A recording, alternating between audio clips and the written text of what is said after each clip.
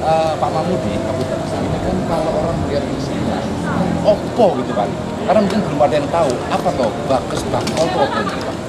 Bages Bakol kepanjangan dari Badan Kesatuan Bangsa dan Politik Kabupaten Oh, artinya kan malam ini kan yang sangat kita kan Bages Bakol ya, artinya kan supaya tidak golput atau gimana nih Pak? Ya memang Bages Bakol salah satu tugasnya adalah melaksanakan pendidikan politik bagi seluruh warga Indonesia.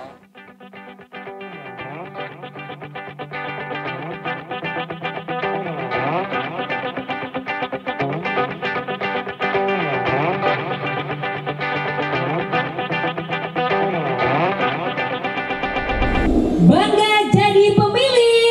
Yes, pasti. Tepuk tangannya. Terima kasih.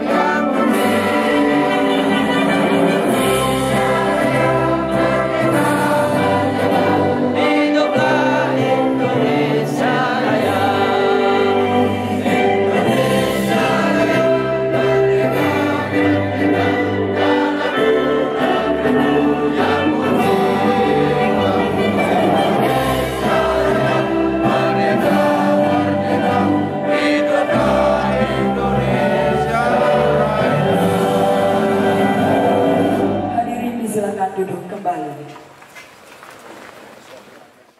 Jadi pesan saya kepada semua pemilih pemula yang hadir malam ini, termasuk untuk Bapak Ibu semua yang hadir, yang sudah pemilih lanjut, ada pemilih pemula, ada pemilih lanjut, tapi tidak lanjut usia.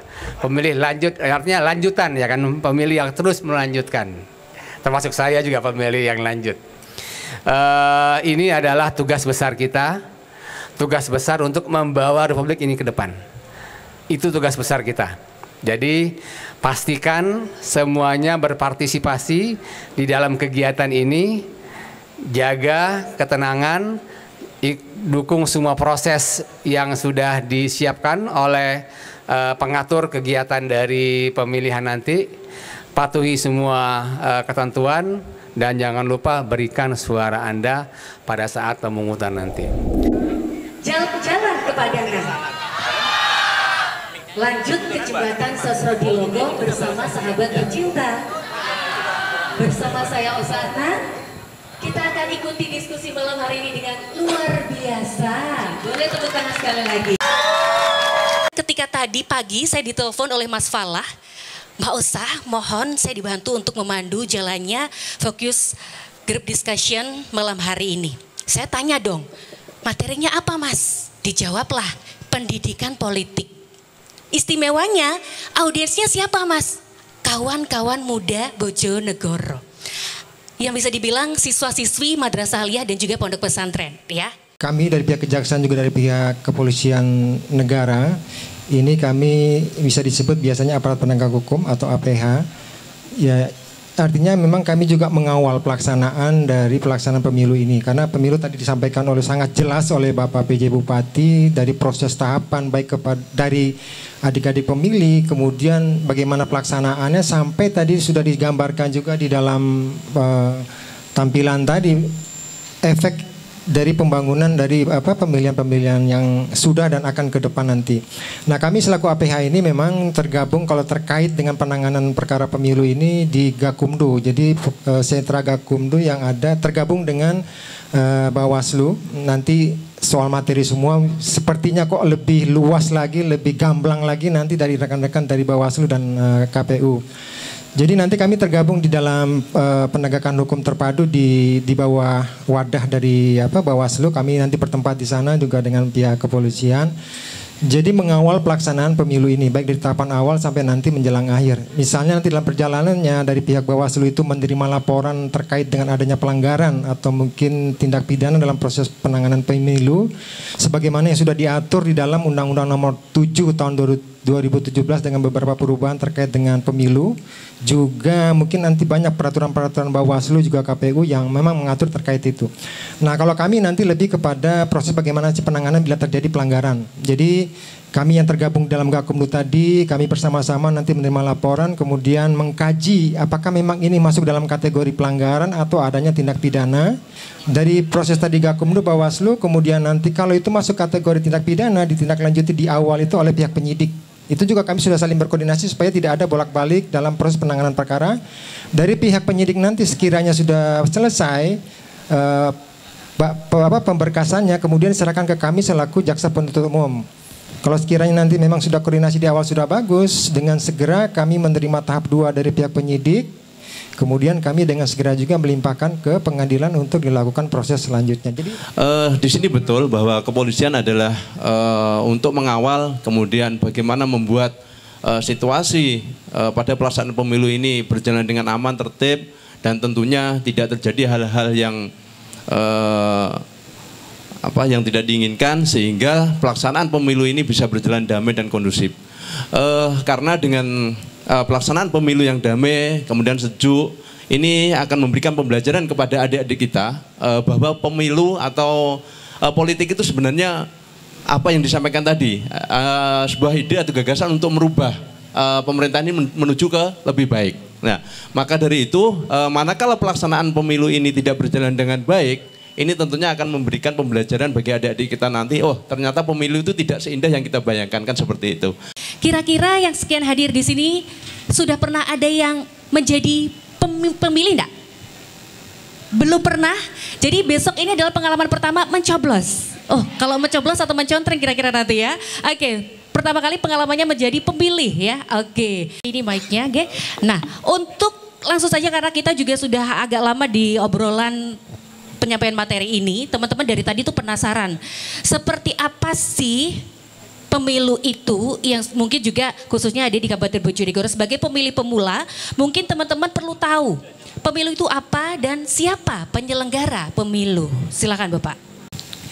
Pemilu ini merupakan satu proses demokrasi yang ini menjadi karakter ciri khas khusus dari demokrasi itu adanya terselenggaranya pemilu. Jadi pemilu itu tidak hanya sekedar kita rutinitas dalam waktu 5 tahunan.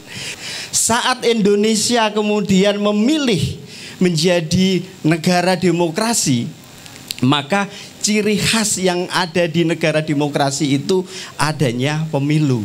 Di pemilu itu sendiri di dalamnya bertujuan untuk memilih mengganti kepemimpinan ini secara damai tertib.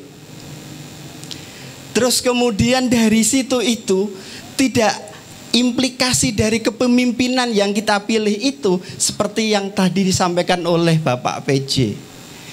Jika Indonesia pada 2045 kira-kira 20 tahun yang akan datang, ini sudah menjadi tugas kita dari sekarang untuk menjaganya, misi, visi, impian kita ke depan.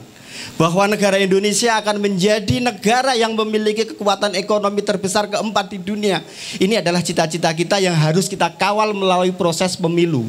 Dengan begitu, pemilih pemula adalah bagi kami, bagi KPU dan Bawaslu, ini adalah pemilih-pemilih yang masih sangat rasional, tidak mengedepankan transaksional dalam memilih pemimpin. Jika pemimpin yang kita pilih ini adalah pemimpin yang memiliki kredibilitas tinggi, insya Allah cita-cita kita seperti yang disampaikan oleh Pak PJ akan berhasil. Begitu Mbak Ocha. Melihat pemuda saat ini, apalagi teman-teman yang khususnya pemilih perdana ini mempunyai prospek yang tinggi yang dikatakan kawan saya Mas Firin tadi, yaitu pemilih yang masih fresh. Bagaimana pemilih fresh ini berarti masih clean kalau saya bilang. Pemilih pemula saya yakin informasinya itu banyak dari dunia digital. Untuk itu ini juga menjadi peran Bawaslu sebagai pengawas pemilu untuk bagaimana politik hoax, politik sara yang sekarang sudah kita bilang itu seperti anak kandung pemilu kalau hoax itu. Jadi pasti ada disinformasi atau berita-berita yang sekiranya itu hoax. Teman-teman pemuda semuanya ini harus mampu untuk memfilter. Kalau kita secara akademisi itu banyak teori yang bisa untuk menangkal itu. Salah satunya biasanya kita sebut pre-banking, yaitu teman-teman semuanya ketika menerima sebuah informasi, yang pertama yaitu recheck sebelum ke Gojek katanya gitu. Iya. Nah, kita recheck dulu sebelum ke Gojek. Artinya apa? Bagi teman-teman semuanya pemilih pemuda di sini, pemilih pemula, pemilih perdana, cek apakah itu benar apa tidak. Di mana ngeceknya? Banyak sekali. Di sini dari Polres juga sudah ada cyber. Kemudian dari Kominfo, di sini ada Kominfo juga.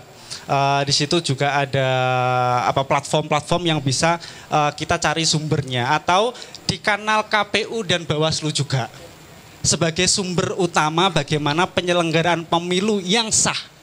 Oke. Nah, pastinya teman-teman semua yang ada di sini pernah mendengar desas-desus mengenai money politik.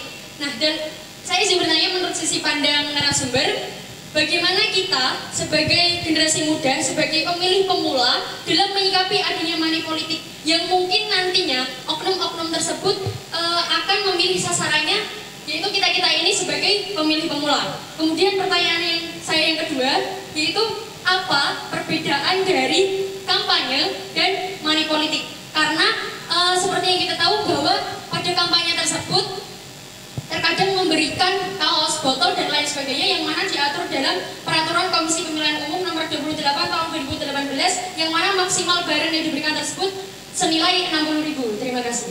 Baik, terima kasih atas pertanyaannya. Ini tadi sudah dijelaskan dan sekarang yang diperjelas.